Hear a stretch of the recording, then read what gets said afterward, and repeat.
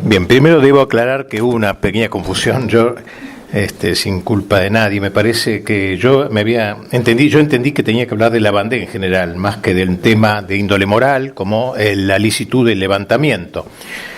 En fin, voy a hacer lo que pueda, explicando un poco cómo fue la Lavandé, qué motivos lo llevaron a la rebelión. Y luego, como acaban de decir, voy a pasar de manera un poco abusiva, porque el tema no era tanto el tema de los cristeros, donde más se planteó este tema de la licitud y de la moral, etcétera. O sea, tomar el aspecto moral, pero aplicado a dos casos concretos de la historia, sobre todo al segundo, porque el primero, los guerreros de la Lavandé se levantaron sin muchas preguntas, sin hacer muchos cuestionamientos morales o de otra índole. Los tendrían, sin duda, los tenían, sí, en el fondo, pero no fue un tema, a mi juicio, o según mi conocimiento, explicitado. Digamos entonces primero algo sobre la Lavandé. Muchos de los que están acá han ido a cursos míos sobre la Lavandé o conocen mi libro sobre ese tema, este gran levantamiento contra la Revolución Francesa. La Revolución Francesa fue una de las grandes revoluciones de la historia, la más grande de la historia, no lo digo en el sentido positivo, sino la más verdaderamente revolucionaria de la historia, porque según entendemos nosotros por revolución, muchas veces entendemos un golpe de Estado, un cuartelazo, donde un grupo de militares, más o menos bien intencionados, toman el poder, hacen 4 o 5 puentes, unas calles y entregan el poder otra vez a sus enemigos, o poco menos. Eso propiamente más que una revolución es un golpe de palacio. Esto fue una revolución. Revolución significa poner patas arriba a un país, darlo vuelta completamente, cambiarlo, cambiar su... y esto es lo que se trató de hacer. La Revolución Francesa intentó eso, ¿no? Y con una forma propiamente religiosa. Es una religión invertida.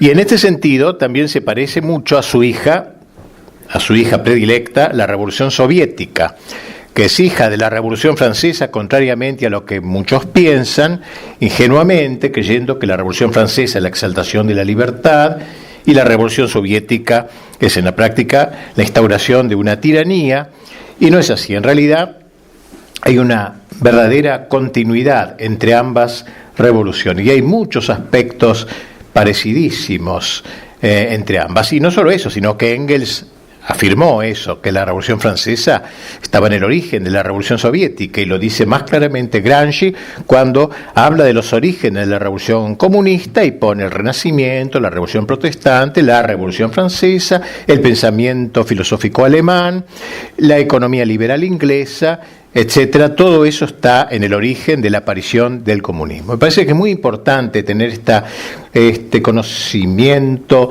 histórico, teológico de teología de la historia, para entender lo que está pasando ahora, ya que el mundo en que vivimos, el nuevo orden mundial, no es sino el fruto de esta gran revolución anticristiana que comienza al fin de la cristiandad medieval y se va desarrollando ampliamente hasta un momento, si según parecieran indicarnos las circunstancias, en que el enemigo tome todo el poder, el anticristo, etcétera, por un breve tiempo, y finalmente la victoria de Cristo. Pero me da la impresión que el mundo va en camino de esta exaltación de la ciudad del hombre prometeico, soberbio, del hombre que quiere igualar a Dios, seréis como dioses, etcétera. Por eso hay que ver la Revolución Francesa como una revolución religiosa invertida, podríamos decir, ¿no? Hay un claro, o sea, los derechos del hombre no es gratuito, ahora lo decimos llenándonos el paladar de gusto democrático, los derechos del hombre. Se dijo eso directamente para hablar contra los derechos de Dios. Derechos del hombre en el grado en que el hombre tenía derechos que Dios no podía violentar.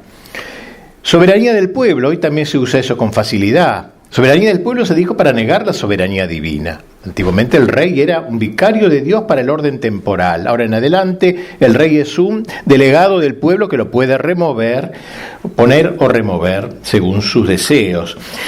Por eso digo, fue una auténtica revolución. Fíjese que en el año 1989, cuando se celebró el segundo centenario de la Revolución Francesa, desfilaron bajo el Arco de Triunfo de París muchos ejércitos del mundo.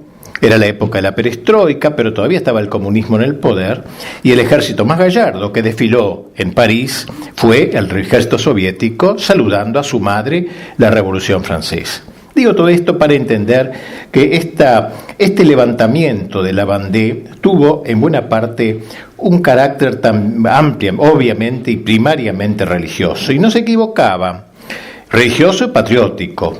Dios y el rey eran dos elementos importantes para ellos, el altar y el trono. De hecho, esta revolución fue precedida por una, podríamos llamar, así como la Revolución Francesa fue precedida por la Revolución Cultural, que es importantísimo, es lo más importante, la Revolución Francesa, la Revolución Cultural, que duró 60 años o más, y que preparó la Revolución, la Revolución desatada, la Revolución sangrienta, la guillotina. También hubo un enfrentamiento cultural previamente entre la ideología del iluminismo, la enciclopedia y todo ese movimiento formado por Diderot, Voltaire, Rousseau y tantos más, que fueron haciendo lo que decía Gramsci, la revolución cultural, que es lo que debe estar antes que la revolución sangrienta. Si se toma el poder político sin haber hecho previamente la revolución cultural, se está girando en el vacío. Es imposible eso, hay que primero cambiar el modo de pensar de la gente y luego lo último será la toma del poder político, la última trinchera. Dice Gramsci que hay varias trincheras que nos separan a nosotros del poder político. Hay que ir tomando esas trincheras. ¿Cuáles son esas trincheras? Todas aquellas que comunican, que dan docencia en la ciudad, en la nación. Es decir, que comunican ideas. El que tienen poder hegemónico, él usa esa palabra para decir poder, entonces doctrinario, todos los grupos que están infundiendo el modo de pensar de la gente, hay que cambiar eso, hay que hacer la revolución cultural y tomar las trincheras, la última trinchera de la Casa de Gobierno, la última que puede ser después de una larga marcha como la de Mao, no a través de las montañas, sino de las instituciones culturales sobre todo. Esto se realizó en Francia con mucha inteligencia. Hay que sacarse chapeau, hay que hacer, a la Revolución Francesa. Fue realmente preparada espléndidamente y luego los ejércitos de Napoleón mismo se encargaría de llevar esta revolución hasta los confines de Europa, hasta Rusia por una parte y por el otro hasta España, causándonos a nosotros, americanos de los reinos de España, grave detrimento. Pero la Revolución Francesa... Primero, los católicos, frente a la Revolución Francesa, organizaron primero una resistencia civil, podríamos decir. Hubo protestas de sacerdotes, de fieles, contra la Asamblea Nacional. Cada paso que se daba encontraba, no sé si la condigna reacción, a lo mejor no, la que hubiera sido condigna, pero alguna reacción de índole cívico-política previamente. La reacción más grande va a brotar luego en la zona más católica de Francia, que es la zona del oeste francés, que tiene por título muy genérico, porque abarca otros lugares, pero por el protagonismo de sus combatientes, se llama la Vendée. La Vendée es toda una región de Francia, la más cristiana de Francia, evangelizada en 1600 más o menos, comienzo del siglo XVII, por el gran santo, ese santazo realmente, San Luis María Grignon de Montfort, hombre valiente que formó personas corajudas, católicos militantes, y no solo vegetantes, militantes de combate, de amor a Cristo, de amor a la Iglesia, de amor a la Eucaristía, todo eso, y eso preparó a larga distancia. De hecho, los principales enemigos, aquellos a los que más odiaron los revolucionarios, fueron a los montfortianos, porque ellos mantenían ese espíritu que había inundado todo el oeste francés, de calvarios, de imágenes de santos, ante los cuales los aldeanos se arrodillaban, rogaban, o sea, todo el cristianismo ese popular, pero no popular en sentido populista, ni tampoco que quedara en lo puro popular, pero sí muy popular, que llegó a las entrañas del pueblo francés y que provocó esta gran reacción contra esta religión nueva, esta pseudo religión que se les quiso imponer.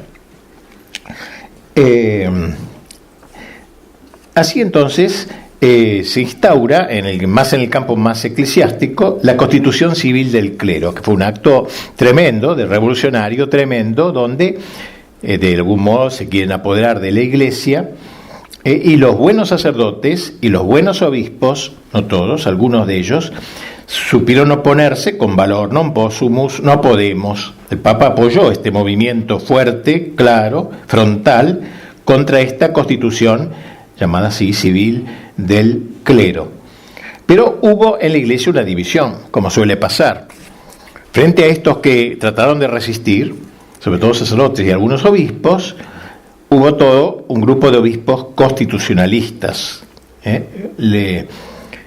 juramentados, que lo llamaban así porque juraban sostener esa constitución. Obispos juramentados que ocuparon los puestos. El gobierno entonces les dio todos los puestos y los buenos sacerdotes, los no juramentados, tenían que vivir corriendo por las aldeas, escapando. Las parroquias eran entregadas a los sacerdotes juramentados o a los obispos también, que habían aprobado todo esto, de modo que se crearon dos iglesias paralelas y se provocó esta situación tan ardua, tan terrible. Frente a toda esta situación, tanto política como religiosa, es que va a estallar el levantamiento. Preguntarme yo por las razones morales, digamos, o por la licitud moral de este levantamiento, podría hablarlo, de algo voy a decir.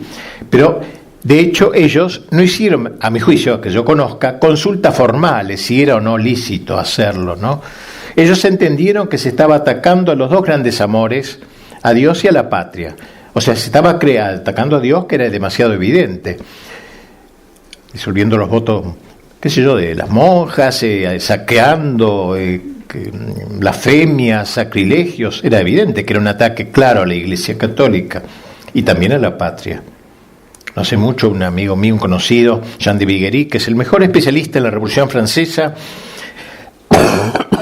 escribió un libro que se llama Le deux patries, las dos patrias, que provocó gran sacudimiento en el catolicismo francés, en el buen catolicismo francés. Sostiene ahí que hay dos Francias: la Francia de Carlomagno, vamos a decir, la Francia de San Luis, y la Francia de la Revolución Francesa. Deux patries, hay dos patrias, no hay una sola Francia. ¿Y yo cuál Francia pertenezco? Obviamente que a la primera, dice. Yo no estoy dispuesto a morir por esta Francia apóstata. Bien, claro, enseguida hubo grandes polémicas, pero muy ennoblecederas sobre este tema, hasta qué grado uno debía seguir apoyando una patria apóstata, como es la Francia que es heredera actualmente de aquella revolución. Decíamos entonces que cuanto al aspecto moral, si bien no hay elementos, a mi juicio, que yo conozca al menos, de consultas formales que hayan constituido una idea de la licitud del levantamiento, como lo habrá, hablemos luego por eso de los cristeros, porque voy a hablar de ellos porque es una revolución muy parecida en México, pero que se plantea claramente ese tema y por tanto puedo dar más motivo al título de la conferencia según me lo pusieron. Es esto precisamente, ¿no? Ser fieles a Dios y al rey. Este era el ideal. El artículo 35 de la Declaración del Hombre y del Ciudadano decía: cuando el gobierno, ellos apoyaron en esta misma artículo de los enemigos, cuando el gobierno viola los derechos del pueblo, la insurrección, esto dicen los revolucionarios, la insurrección es para el pueblo y para cada porción del pueblo el más sagrado de los derechos, el más indispensable de los deberes. Y esto lo enarbolaron como una conveniencia práctica, no que estuvieran de acuerdo con la Revolución Francesa, pero usaron un elemento de ellos que tenía este valor. Y en esta eventualidad se hizo oír también la voz de algunos pastores de la Iglesia. Un obispo de La Rochelle, de quien dependía una gran parte de la zona bandiana, dijo: servir a los ejércitos revolucionarios es pecar contra la justicia y la obediencia siempre debidas al soberano, al rey. No se puede en conciencia ceder a esa gente que quiere forzar a tomar las armas y servir bajo las banderas de la República. El marqués de Roux, un noble tradicional, concluye justamente: la inspiración de la guerra de la Vendée fue completamente religiosa, o mejor, fue la concepción religiosa de un deber político, el de no cooperar activamente al sostenimiento de un poder juzgado en conciencia usurpador de un poder legítimo. Usurpador político, pues, y usurpador religioso. En el corazón de un bandiano real, o sea, de monárquico, la fe religiosa y la convicción monárquica eran concluyentes. Si atendemos ahora a la idiosincrasia de aquel pueblo, advertimos que una de sus características principales era el profundo sentido religioso que le infundió, como dije antes, el gran Grignon de Montfort. Cuando el paisano recorría los caminos, porque fue un rebelión de aldeanos, la propaganda luego va a hablar de oligarcas, que sé yo, pero esos son los cuentos de la historia falsificada. La realidad es que fue un movimiento de gente humilde, el noble era el último que iba. Iban a gritarle a la casa del palacio del noble católico, venga con nosotros, ayúdenos, pero la gente del pueblo, la gente sencilla. Digo que esta gente así sencilla, el paisano que recorría los caminos, se topaba frecuentemente con estas imágenes religiosas que había sembrado aquí, por doquier, Grignon de Montfort. Conmovedoras cruces monumentales llamadas calvarios habían quedado allí plantadas a raíz de las misiones de aquel gran santo. Otras cruces más modestas lo sorprendía el que por allí pasaba en las encrucijadas de los caminos, y al verlos los hombres se sacaban el sombrero. Esto parece un poquito elemental, pero no, esto está casi en los orígenes. Todos se detenían al pie de la cruz. Numerosos eran también al borde de los senderos los arcos con estatuas de la Santísima Virgen, y el viajero la saludaba con un Ave María, etc. Se jalonaba el año, todo el año estaba jalonada por los domingos, los días festivos. Era un pueblo cristiano, evidentemente un pueblo todavía católico. De modo que debemos advertir que el enfrentamiento de la Vendée y sus adversarios, enemigos, constituían, los vandianos y sus enemigos constituían dos cosmovisiones en pugna. Me gusta usar esta palabra, sé que no es muy conocida. Weltanschauung, para hacerla más clara en alemán. Eso significa alemán, Weltanschauung, cosmovisión, Welt, mundo, y Schaung, visión, ¿no? Dos cosmovisiones, entonces, en pugna, dos maneras de entender las cosas en pugna. La visión católica y la visión revolucionaria. No se trató, pues, de dos proyectos económicos en confrontación. Habría elementos económicos, pero no era eso lo fundamental, ni de antagonismos estrictamente políticos, era algo mucho más profundo. Ese pueblo había florecido a partir de sus comunidades naturales, la familia, la parroquia, la provincia y el reino. La fe impregnaba los espíritus y las costumbres. El año transcurría al ritmo del calendario litúrgico, marcado por fiestas religiosas, como de los santos patronos de las parroquias, etc. La vida se desarrollaba de manera apacible, sin deseos inmoderados, en serena fidelidad a las costumbres ancestrales y al recuerdo de los antepasados. Todos, desde el rey hasta el último de sus súbditos, sabían perfectamente que no eran ciudadanos definitivos de esta tierra, eran transeúntes, caminantes a otro reino, el del cielo. Mas he aquí que ahora habían aparecido unos señores, los propagandistas de la revolución cultural, con sus luces, eran los iluminados, era la Aufklärung alemana, que se traducía al Francia, la iluminación, para explicarles que todo aquello era anacrónico, que debían renunciar a esa vieja cosmovisión en aras de un mundo nuevo que les traería la edad de oro, al decir de Voltaire. Y para eso era preciso hacer tabla rasa del pasado, acabar con las antiguas costumbres nacionales, provinciales y aldeanas, impregnadas de catolicismo, ahora reemplazadas por la ley escrita, obra abstracta de la voluntad general, como la llamaban los ideólogos, voluntad general. La revolución vino a suplir todo aquello, quiso suplir con un Estado laico y una nueva patria, no la de Carlomagno y de San Luis, sino de una de patria distinta, nueva, ideologizada.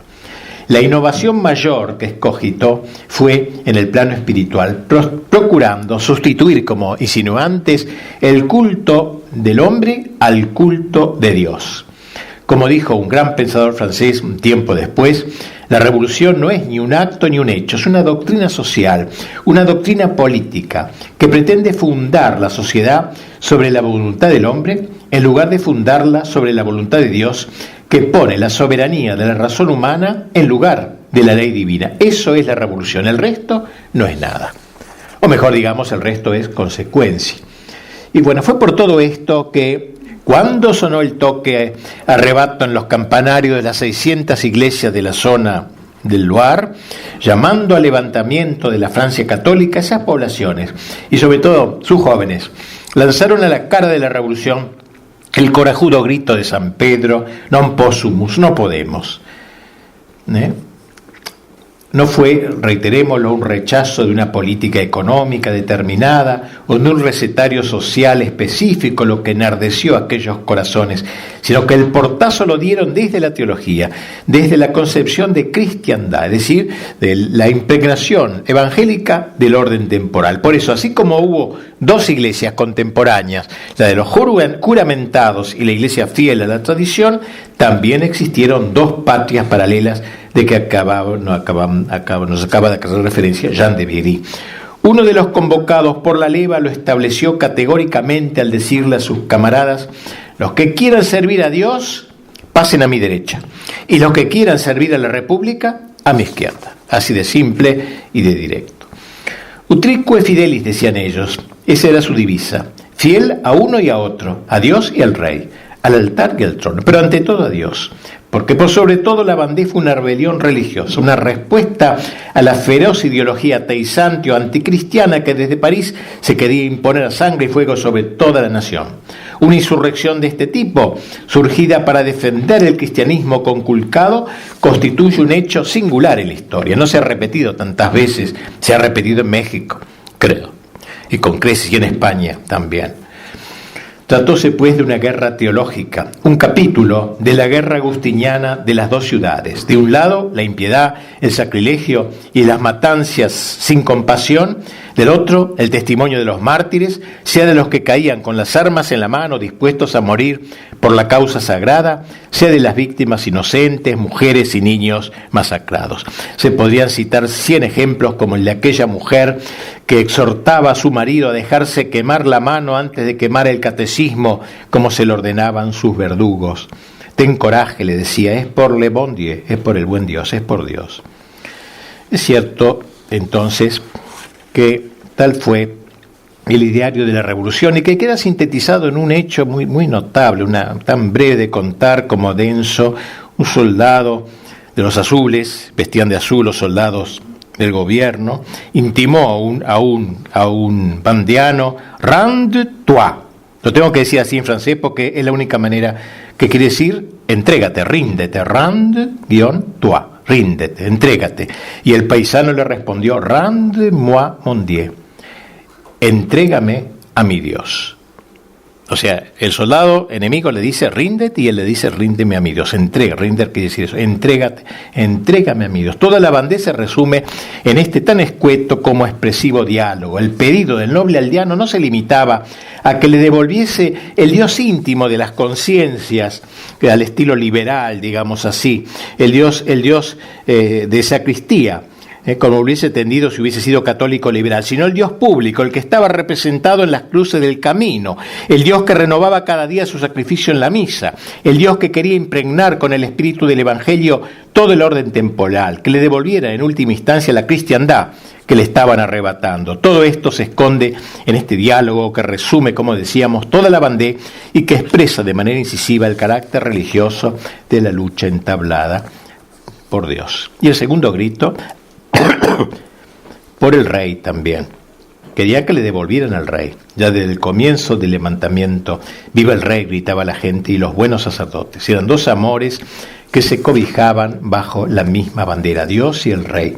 Aquellos vandeanos entendían que la religión no era separable de la conformación de la sociedad. No se contentarían con que se les permitiese, tolerase la práctica de la religión verdadera, sino que además exigirían, al menos implícitamente, el reconocimiento de la realeza social de Jesucristo, que esto es la cristiandad, un orden político católico, fiel a la doctrina del Evangelio. Los vandeanos combatieron por Dios, Señor de las almas, pero también por Dios, Señor de la ciudad católica. No se contentarían con un Dios prisionero en las sacristías en medio de una sociedad liberal e iluminada por las llamadas luces. principal motor de sus victorias, más allá de sus métodos de combate, fue el factor moral, el entusiasmo, una palabra muy linda, griega, entheos quiere decir endiosamiento, entusiasmo. O sea, fuera de la acepción psicológica, de una acepción mucho más profunda, entusiasmo. Una persona está encendida en el amor de Dios, que está como enloquecida, como la locura de la cruz de que habla San Pablo. Un general Azul Tiró señalaba con cierta razón en sus adversarios bandianos una especie de delirio, dice, de embriaguez, que les daba éxitos inesperados. Un miembro de la convención decía de los bandianos: están de tal modo fanatizados que no tienen necesidad sino de un pedazo de pan negro y de agua para toda previsión, y así, conducidos por jefes inteligentes, guiados por un furor religioso, no aspirando sino a la gloria del martirio, se precipitan sobre nuestros cañones y sobre nuestras almas. Un gran número perecen, pero a menudo el resto triunfa. Estas serían unas palabras sobre Lavandé, vista con su motivación. ¿Cuál fue su motivación? Esto de algún modo responde muy remotamente a lo que me pidieron acerca de la licitud, porque, como digo, que yo no conozco, por lo menos, que hayan pedido una aprobación o una antes del levantamiento. Probablemente han consultado a sacerdotes, a teólogos, pero yo no lo conozco, así que no quiero inventar. Pero algo he contestado. Ahora pasemos, aunque un poco abusivamente, porque el tema no lo señala en la conferencia, a los cristeros. Aquí sí. Este movimiento no puedo, obviamente, que no conozca nada, no sé bien cómo levantamiento de los años 26 a 29, concretamente, de jóvenes particularmente que se levantan frente a la gran persecución de la Revolución Mexicana, encabezada por Obregón, Carranza y sobre todo Calles, que sería el Turco Calles, como lo llamaban, que sería el gran perseguidor. Se preguntan ellos, después de tanta persecución que no lo puedo contar, obviamente por el tiempo, ¿habrá llegado la hora de combatir con las armas? Esa es la pregunta que se plantearon ellos. ¿Habrá llegado la hora? Porque habían habido varias opiniones antes, y no por cobardía ni nada. Por ejemplo, Anacleto González Flores, uno de los grandes héroes, él pensaba que no convenía eso. Que no convenía, sino que más bien había que resistir. Es lo que llamaba el plebiscito de los mártires, o sea, un derramamiento de sangre colectiva, porque el combate juzgaba que era completamente imposible de vencer. Bueno, es un juicio práctico porque estas cosas no son dogmáticas, son cosas prudenciales, si conviene o no conviene. Anacleto no es que fuera cobarde, y cuando vio que la Iglesia aprobaba plenamente el levantamiento, él lo apoyó al final de su vida con todo entusiasmo, obviamente. La Liga, la Liga de católicos de aquel tiempo, resolvió fundar a la Liga para defender todas las libertades, y de una manera especial la libertad religiosa, pero entendida no en el sentido actual, sino la libertad de la Iglesia católica.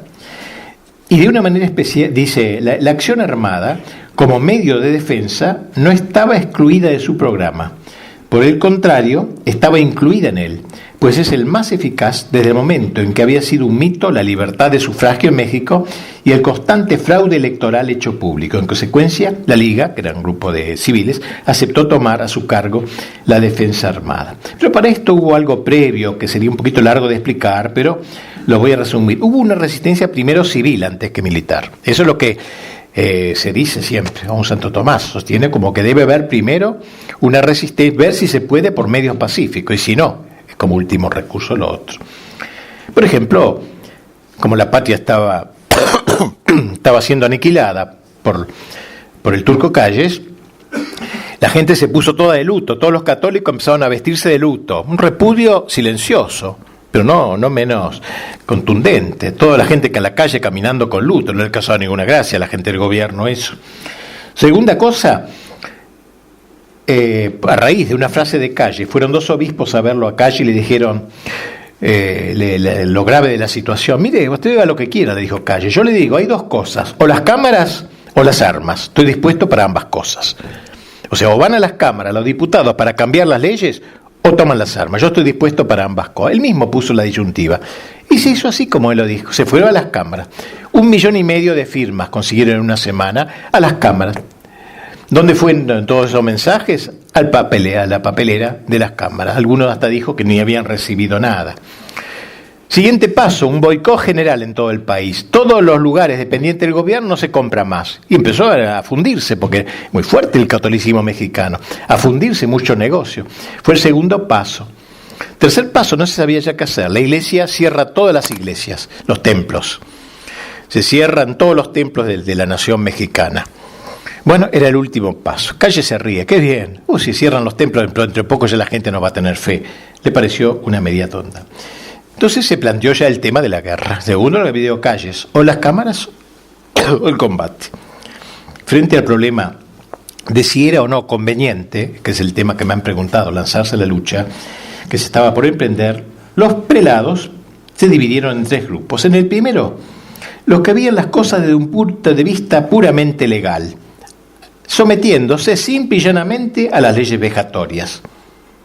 Bueno, el gobierno dice tal cosa, que hay que cerrar los conventos, se cierran los conventos. Claro, si no hay guerra, no tiene sentido ninguna guerra. El segundo grupo lo integraba a quienes preferían una resistencia tan solo pasiva, sin entrar a discutir la perniciosidad de las leyes. Seguían su labor pastoral soportando toda clase de vejaciones hasta agotar al gobierno perseguidor. Y finalmente un tercer grupo, donde estaban los que creían que había que oponer al gobierno una resistencia activa, hasta llegar, si se hacía preciso, a la defensa armada, pues los enemigos parecían estar dispuestos a llegar hasta el fin. En el comité episcopal estaban representadas las dos tendencias principales, o defensa activa hasta llegar a las armas, o entendimiento pacífico con los adversarios de la Iglesia, cediendo lo más posible. No todos los obispos que estaban en contra del levantamiento eran cobardes, ni mucho menos. Por ejemplo, tenemos un gran obispo, Orozco y Jiménez, que era el director espiritual de Anacleto González Flores, hombre extraordinario, hombre digno de todo encomio, que